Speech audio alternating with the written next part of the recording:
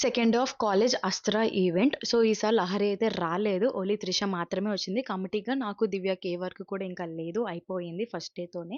So, second డేకి free అయితే అయ్యాము. ఇంకా వేరే వేరే కాలేజెస్ వాళ్ళొచ్చి డాన్స్ పెర్ఫార్మన్స్ లాంటిదైతే ఇవ్వడం జరిగింది. అది అయిపోయాక ఇంకా బయటికెళ్ళి మేము ఫోటోస్ లాంటివైతే తీసుకున్నాము. సో, ఆల్రెడీ చెప్పాను లంచ్ అయినా, టిఫిన్ అయినా, నైట్ డిన్నర్‌కైనా సరే మా కాలేజ్ పెట్టడం లాంటిదైతే జరిగింది. బట్ ఫుడ్ అయితే బావుంది. అంతా కూడా వెజ్జే విత్ ఐస్ క్రీమ్‌తో కూడా ఉన్నది. ఇంకా ఫైనల్‌గా మా కాలేజెస్ వాళ్ళైతే వాళ్ళ పెర్ఫార్మన్స్ అయితే వేశారు. ఇంకా మా కాలేజ్ వరకొస్తే చాలు హైలైట్ పెర్ఫార్మన్సెస్ లాంటివే కదా ఇస్తారు మాకైతే.